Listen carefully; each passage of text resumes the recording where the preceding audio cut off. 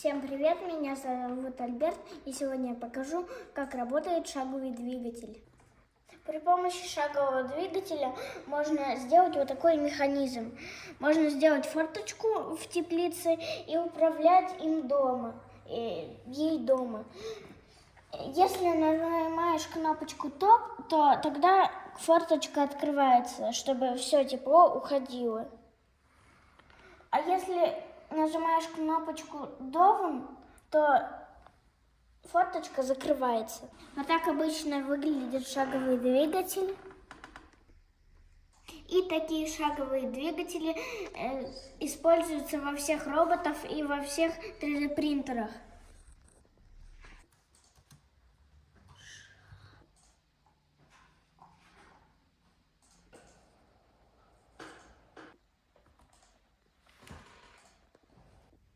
Сейчас я сделал кое-какой код, и сейчас мы проверим, как работает наш шаговый двигатель.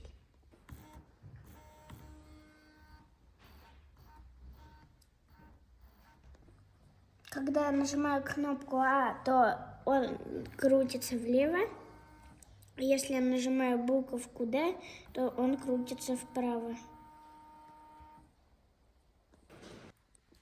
И еще я расскажу о втором проекте, который называется «Захватить игрушку клешней». Тут у нас идет клешня, которая может захватывать любые игрушки. Сюда бросаешь 200 тенге, эти 200 тенге упадут в ящичек, и ребенок начинает играть. Тут могут разные игрушки быть. Может быть лопатка или лего.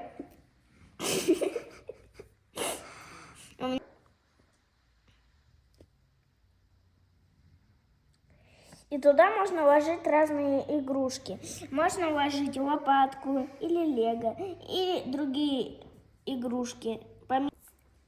Помимо плюшевых игрушек можно еще положить много чего-либо.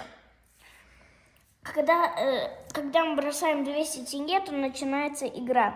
Тут стоят джойстики, но я их еще не нарисовал. Ребенок захватывает игрушку какую-нибудь, тут будет кнопочка. Он ее нажимает,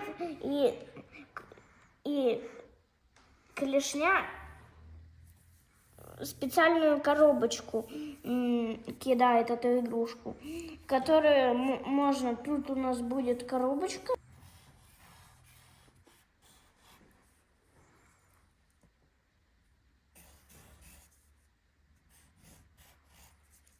Это у нас джойстики. Если ребенок берет за джойстики и управляет, то когда он нажимает на кнопку, вот эту кнопку, то эта клешня с захватанной игрушкой отправляется вот сюда. Тут у нас стоит такой ящичек, он отправляет игрушку, и вот тут вот у нас есть такой кружочек, и тут игрушка падает. Ребенок забирает и уходит.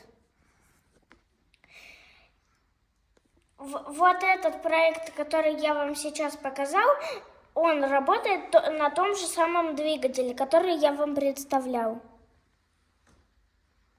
Кто хочет подробнее посмотреть про шаговый двигатель, заходите на albert.com. Там я выкладываю все видео, которые снимаю.